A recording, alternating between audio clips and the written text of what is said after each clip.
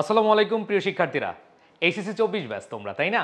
তোমরা যদি এইচএসসি 24 ব্যাচের শিক্ষার্থী হয়ে এ প্লাসের টার্গেট না করো, তাহলে আমি বলবো যে তোমরা এখনও ভুল পথে আছো। তোমরা অনেকেই ভাবছো যে তোমার দ্বারা এ প্লাস পাওয়া সম্ভব না, কিন্তু আসলেই সত্যিকার অর্থে তোমার দ্বারা এ প্লাস পাওয়া সম্ভব। তোমরা অনেকেই ভালো প্রস্তুতি নিয়েছো, তাই না? আবার অনেকে মোটামুটি প্রস্তুতি নিয়েছো। ভালো হোক আর মোটামুটি প্রস্তুতি হোক, তোমার এ প্লাস মিস হবে না। কেন? কারণ তুমি টার্গেট করেছো, তুমি প্ল্যান অনুযায়ী কাজ করতে যাচ্ছ। অনেকে বলবে, হ্যাঁ ভাইয়া, আমি এখনও টার্গেট করিনি। তুমি যেহেতু টার্গেট করোনি বা তুমি প্ল্যান করোনি, তোমার জন্যই আজকে আমি এখানে হাজির হয়েছি। ইয়েস, আজকে আমি দেখাবো যে ইংলিশ সেকেন্ড পেপারে যেভাবে পড়লে তুমি অল্প সময়ে এ প্লাস টার্গেট করতে পারবা, মানে 80+ মার্ক নিশ্চিত করতে পারবা। দেখো, আমি তোমাদেরকে আগে একটু মনে করে দিতে চাই তোমাদের যেই সিলেবাস বা মার্কস ডিস্ট্রিবিউশন। দেখো, তোমরা সেকেন্ড পেপারের গ্রামার আইটেমে জানো এখানে 60 মার্কস রয়েছে, আর রাইটিংয়ে 40 মার্কস রয়েছে। মানে 40 মার্কস এবং 60 মার্কস, টোটাল 100 মার্কস। এই 100 মার্কসে তোমার টার্গেট কত? 100। এর মধ্যে তুমি জানো যে প্রেপোজিশন, স্পেশাল ইউজেস, তারপর হচ্ছে completing sentence, right form of verb, narration, modifier, sentence connectors, synonym antonym, punctuation. এই যে 9টা টপিক আছে, এই 9টা টপিক থেকে তোমার টোটাল 60 মার্কের প্রশ্ন করা হবে। আর এইখানে ফর্মাল লেটার, প্যারাগ্রাফ এবং আরেকটা প্যারাগ্রাফ, একটা হচ্ছে লিস্টিং বা ডেসক্রিপটিভ, আর একটা হচ্ছে কম্প্যারিজন বা কন্ট্রাস্ট বা cause and effect. Okay, total 40 mark রয়েছে। এখন তুমি কিভাবে টার্গেট করবা, তুমি কত টার্গেট করবা? ওকে, তোমরা অনেকেই আমার ভিডিওটি দেখছো, ভাবছো যে এ প্লাস পাওয়া সম্ভব কি না। সম্ভব হবে যদি তোমরা এই বিষয়গুলো একটু মেনে চলো। দেখো, আমি তোমাদেরকে একটু দেখাই। প্রথমেই আমি তোমাদেরকে বলবো যে তোমাদের প্রথমত ইংলিশ সেকেন্ড পেপারের যে কোয়েশ্চেন, সেটা হচ্ছে প্রেপোজিশন দিয়ে তোমাদের প্রশ্ন আসে এবং সেখানে মার্ক হচ্ছে 5 মার্ক। টোটাল 10টা শূন্যস্থান থাকবে, 0.5 করে 5 মার্কস। এখন কথা হচ্ছে তোমার টার্গেট কত? এই সবাই একটু বলো তো, সবাই একটু খাতায় লিখো যে তোমার ইংলিশ সেকেন্ড পেপারের 1 নম্বরে যে কোয়েশ্চেন আসে প্রেপোজিশন দিয়ে, সেখানে তোমার টার্গেট কত। আমি তোমাদেরকে একটু বলবো, তুমি একটু লিখে ফেলো তোমার টার্গেট কত। টার্গেট না করলে আসলে কোনো কিছু ফুলফিল হয় না। এই জন্যই আমি বলছি যে আগে টার্গেট করো। আমি যদি তোমার জায়গায় হতাম তাহলে আমি টার্গেট করতাম এখানে 4, বেশি না। ধরো আমি অনেক ভালো প্রিপারেশন নিয়েছি, অথবা আমি অনেক বেশি ভালো প্রিপারেশান নেইনি। আমি কিন্তু আজকে থেকে এই ভিডিওটা দেখার পরে আমি তোমার সাথে একমত হয়ে এইভাবে চিন্তা করতাম যে হ্যাঁ, 5 দিন থাকুক, 10 দিন থাকুক, 15 দিন থাকুক, আমার টার্গেট হচ্ছে প্রেপোজিশন 4। এর থেকে 1 মার্কও আমার ছুটবে না। ঠিক আছে? ওকে, এখন বিষয়টা হচ্ছে এই 4 মার্ক কীভাবে পাবো? এই মার্ক কীভাবে পাবো? আমার হাতে তো সময় কম। কিভাবে পাবো? তাহলে একটু মনোযোগ দাও। আচ্ছা, প্রেপোজিশনের যে বিষয়টা তোমরা দেখবা যে প্রিভিয়াস ইয়ার্স কোয়েশ্চেনে বা বিগত সালের যে বোর্ড কোয়েশ্চেনগুলো তোমরা দেখেছো, সেখানে কিন্তু বেসিক যে ব্যবহার, বেসিক যে uses, on, at, in, by, with, for, যে বেসিক ইউজেসগুলো আছে এগুলো থেকে প্রশ্ন আসে এবং সাথে হচ্ছে অ্যাপ্রোপ্রিয়েট প্রেপোজিশন থেকে প্রশ্ন আসে। যদিও ইদানিং আমরা যে বিগত বোর্ড প্রশ্ন দেখি, সেখানে কিন্তু দেখি যে কি থেকে বেশি আসে, সেটা হচ্ছে অ্যাপ্রোপ্রিয়েট প্রিপোজিশন থেকে। সো অ্যাপ্রোপ্রিয়েট প্রিপোজিশনগুলো তোমরা মোস্ট ইম্পর্ট্যান্ট 200 অ্যাপ্রোপ্রিয়েট প্রিপোজিশন পড়ে যাও, দেখবে এইখান থেকেই ঘুরে ফিরে আসে। এখন 200 প্রিপোজিশন কই পাবো বা কোথায় থেকে পাবো? হ্যাঁ, আমরা 45 দিনের একটা টার্গেট নিচ্ছি তোমাদের সাজেশন ক্লাস নিয়ে। আমরা সাজেশন পিডিএফও দিচ্ছি। আমাদের যেই গ্রুপটা আছে, তোমরা হচ্ছে ফেসবুক গ্রুপ, পাবলিক গ্রুপ, সেখানে অ্যাড হয়ে যাও। সেখানে হচ্ছে HSC 24 suggestion and PDF by I education, এই গ্রুপটা আছে। বা আমরা কমেন্ট সেকশনে লিঙ্কটা দিয়ে দিব, সেখানে তোমরা ওই অ্যাপ্রোপ্রিয়েট প্রিপোজিশনের যেই পিডিএফটা বা সাজেশনটা, সেটা পেয়ে যাবে। আর বেসিক যে নিয়মগুলো আছে, বেসিকের জন্য আমরা কিছু ক্লাস নিয়েছি। 3 ক্লাসে পুরো বেসিক প্রিপোজিশন শেষ। তোমরা ইউটিউবে পেয়ে যাবে, প্লে লিস্টে গেলেই পেয়ে যাবা, কোনো সমস্যা নেই। দ্যাট মিনস ওইভাবেই যদি পড়ো, তুমি এখানে 5-এর মধ্যে 4 পাবা। দ্বিতীয়ত একটু খেয়াল করো, তোমার এইখানে হচ্ছে স্পেশাল ইউজেস, এটাতে তোমার মার্ক হচ্ছে 5 মার্ক, আর এইটাতে টার্গেট হচ্ছে কোনো কথা নাই। এইটাতে কোনো কথা হবে না, বাদ যাবে না একটা মার্কও। ঠিক আছে? 5 আউট অফ 5 পেতে হবে, কোনো কথা নাই। আর 5 আউট অফ 5 পেতে হলে বেশি কিছু করা লাগবে না। জাস্ট আমি 7 মিনিটের একটা ভিডিও করেছি, এই ভিডিওটা তোমাদের এই ইউটিউব চ্যানেলে আছে। ওই ভিডিওটা খালি দেখে যাও মনোযোগ দিয়ে, আর কিছু প্রিভিয়াস ইয়ার্স কোয়েশ্চেন প্র্যাকটিস করো, তাহলে কিন্তু 5 আউট অফ 5 পেতে পারো। তার মানে কিভাবে পাবে? নাম্বার 1, জাস্ট 7 মিনিটের একটা ভিডিও আমি করেছি, এটা প্লে লিস্টে দেওয়া আছে আমাদের, যে স্পেশাল ইউজেস, ওই ক্লাসটা করো। সাথে হচ্ছে জাস্ট বিগত সালের কিছু প্রশ্ন সলভ করে যাও, এনাফ। আর কিছু লাগবে না। তারপরে যদি তুমি না পারো তাহলে আমাদের যে 45 দিনের একটা ফ্রি কোর্স আছে, সাজেশন কোর্স আছে, ওইটা করলে এনাফ, এর বাইরে কিছু লাগবে না। ঠিক আছে, তাহলে এখানে 5 আউট অফ 5, কোনো কথা হবে না, বাদ যাবে না একটা মার্কও। এবার আসো পরেরটা, কমপ্লিটিং সেন্টেন্স। কমপ্লিটিং সেন্টেন্স এইটা নিয়ে তোমরা অনেকে ভয়ে থাকো, এইটার মার্কটা একটু বেশি, এই জন্য বেশি ভয়। সেটা হচ্ছে 10 মার্ক। এই 10 মার্কে তোমার টার্গেট কত? আমি যদি তোমার জায়গায় হতাম, আমি ভাই অনেক বেশি চিন্তা করতাম না, আমি 8 চিন্তা করতাম। কত? 8। এখন 8 লেখার পরে অনেকে চিন্তা করবে 10টার মধ্যে 8টা কীভাবে লিখবো, মনে হয় না পারবো। আসো একটু বোঝার চেষ্টা করো। সেটা হচ্ছে এখানে 8 পাওয়া সম্ভব। কিভাবে পাবা? আমি তোমাদেরকে বলবো টপ 35 কোয়েশ্চেন্স, জাস্ট বিগত সালের 35 কোয়েশ্চেন তুমি জাস্ট প্র্যাকটিস করে যাও। এই প্র্যাকটিস কোথায় পাবা? পিডিএফ কোথায় পাবা? ইনশাল্লাহ কোথাও পাওয়ার দরকার নেই, আমরা এই ক্লাসগুলো নিব, এই ক্লাসগুলো করলে এনাফ।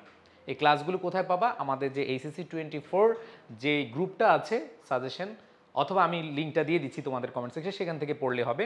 তারপরও তোমরা যদি বলো যে না ভাইয়া এখন আপনারা তো ক্লাস নেবেন, বাট এখন আমি কি পড়বো, এখন যেটা করবা আমাদের প্লে লিস্টে ইউটিউবে অনেক ক্লাস দেওয়া আছে কমপ্লিটিং সেন্টেন্সের, সেখান থেকে করবা। তাও দরকার নেই, তুমি যে কাজটা করতে পারো, তোমার কাছে যদি বোর্ড কোয়েশ্চেন থাকে সেগুলো ন্যূনতম 10টা বোর্ড কোয়েশ্চেন তুমি পড়ে ফেলো, এখনই পড়ে ফেলো, এনাফ, আর কিছু লাগবে না। তাহলে এখানে তুমি 8 টার্গেট করলে, তাই তো? আচ্ছা, তাহলে দেখো প্রথমে টার্গেট করলাম 4, পরে হচ্ছে 5, পরে হচ্ছে কি 8।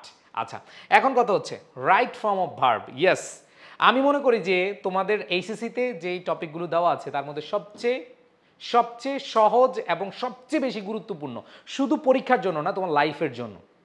আমরা প্র্যাকটিক্যালি যখন ইংরেজি ব্যবহার করি, আমরা যখন কথা বলি, আমরা যখন লিখি, সবচেয়ে বেশি যে টপিকটা ইউজ হয় সেটা হচ্ছে আমাদের রাইট ফর্ম অফ ভার্ব।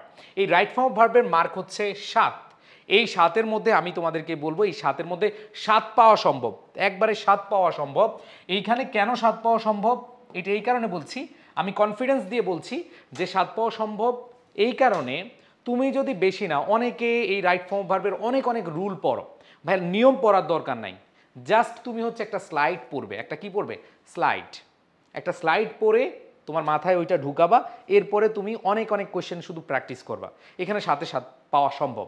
আচ্ছা ঠিক আছে, তুমি 7-এ 7 নাও পেতে পারো, একটু কম ধরলাম, এখানে 6 ধরলাম, আচ্ছা 6 ধরলাম না, এখানে 5 ধরলাম, তাতে কোনো রাগ করিও না যে ইস প্রথম বললেন 7, এখন আবার 5 কেন। আচ্ছা, বিষয়টা এমন, যদি তুমি প্র্যাকটিস করো তাহলে 7-এ 7 সম্ভব, এবং অনেক নিয়ম পড়ার দরকার নাই।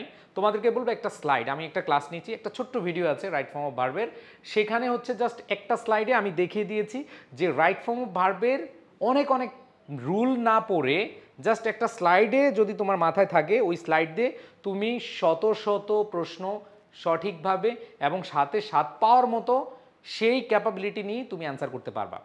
বিষয়টা বুঝাইতে পেরেছি? সো ওই ক্লাসটা তোমরা দেখবে, right form of verb search দিলেই পাবা। এখন কথা হচ্ছে এইখানে শুধু ওই ক্লাসটা করলে হবে না, এখানে অনেক বেশি প্র্যাকটিস করতে হবে। বোর্ড কোয়েশ্চেনগুলো তুমি কি করে যাও, বুঝে সলভ করে যাও।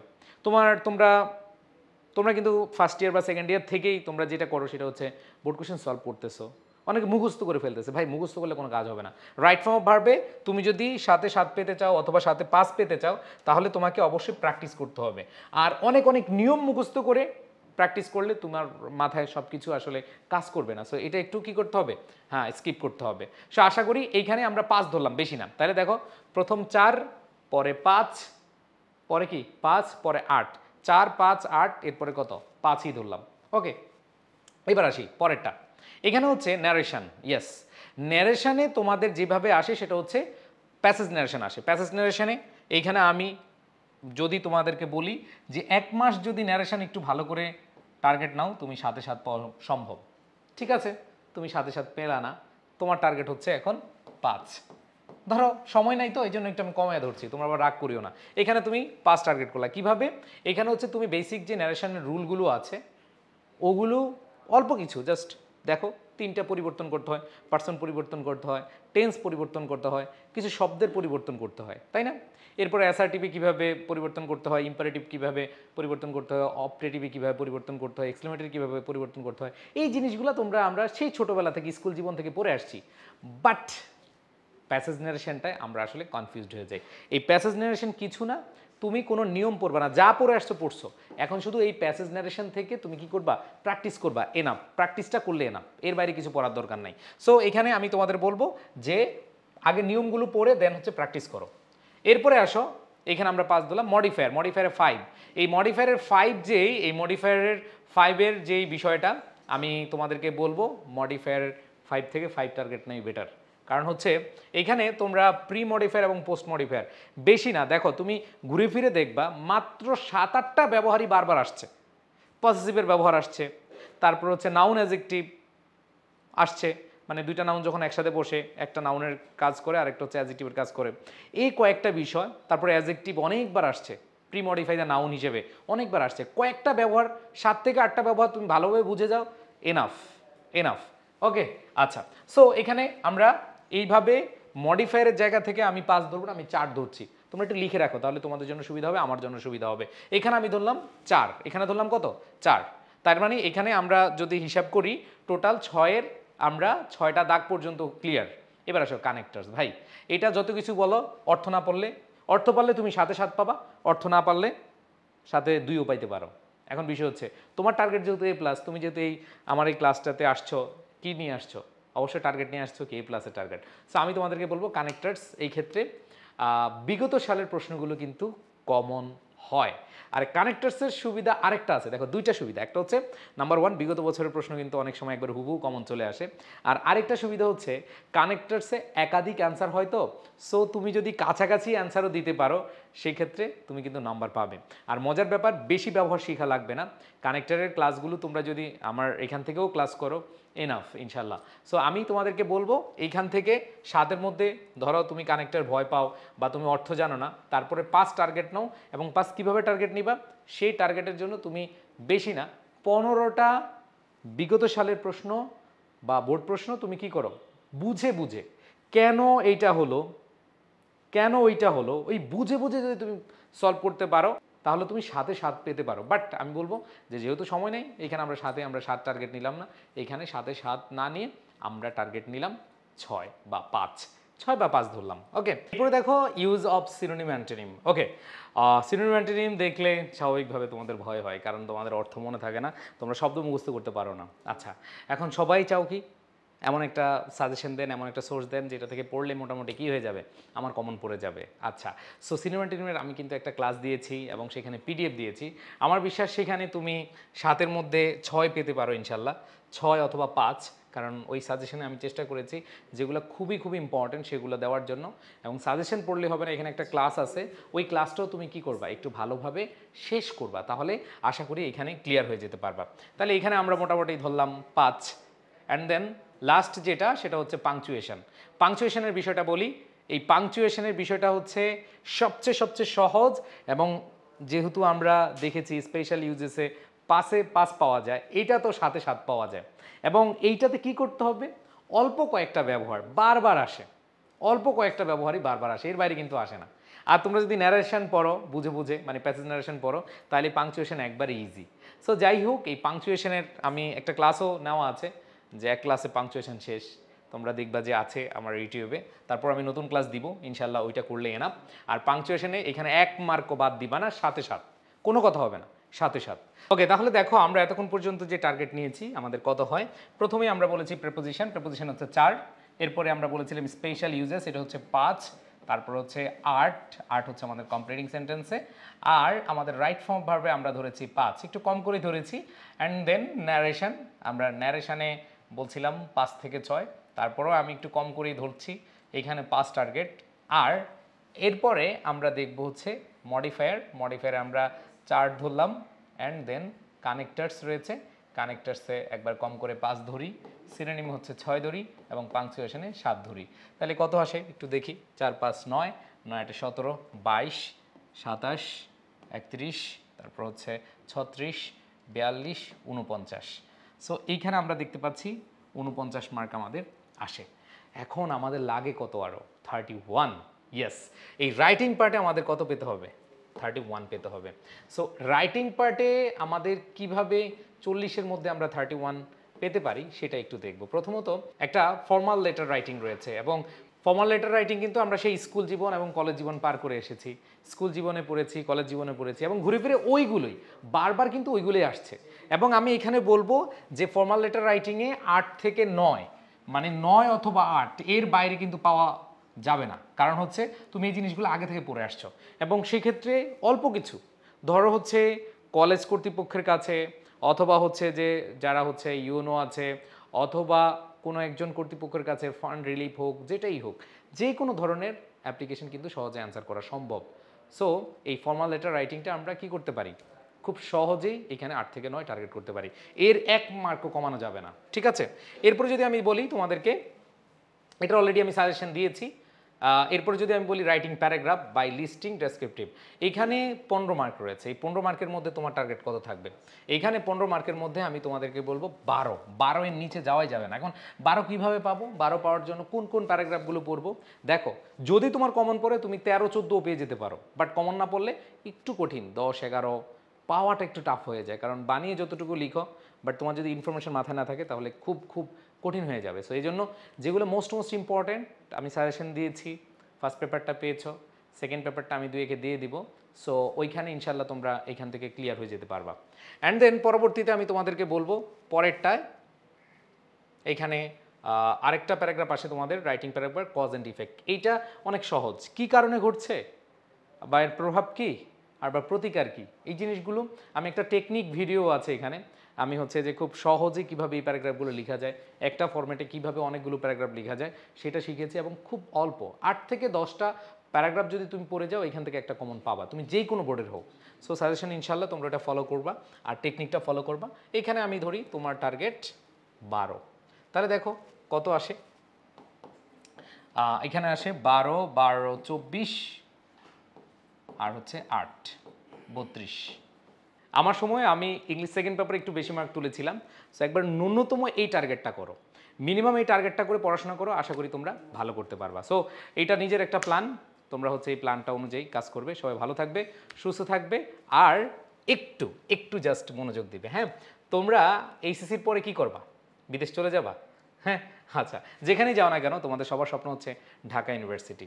তুমি যেই গ্রুপের স্টুডেন্ট হও তুমি মানবিকের শিক্ষার্থী, হও তুমি বাণিজ্য বিভাগের শিক্ষার্থী, হও তুমি বিজ্ঞান বিভাগের শিক্ষার্থী, তোমার কিন্তু স্বপ্ন ঢাকা বিশ্ববিদ্যালয়। সো ঢাকা বিশ্ববিদ্যালয়ের জন্য আমাদের টার্গেট ডিউ আইসিইউ ব্যাচ। বাংলাদেশে আমরা আইসিইউ ব্যাচটা এমনভাবে পরিচালনা করছি যেখান থেকে শত শত শিক্ষার্থী ঢাকা বিশ্ববিদ্যালয় সহ অন্যান্য পাবলিক বিশ্ববিদ্যালয়ে চান্স পেয়েছে, এবং তোমরাও আমাদের সাথে একসাথে হয়ে প্রস্তুতি নিয়ে তোমাদের স্বপ্ন বাস্তবায়ন করতে পারবে।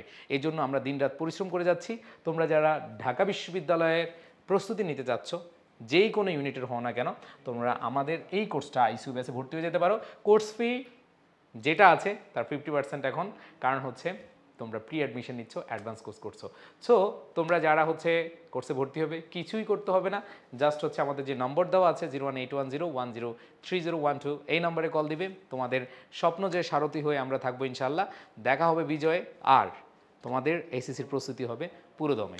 সবার প্রতি শুভকামনা জানিয়ে আল্লাহ হাফেজ, আসসালামু আলাইকুম।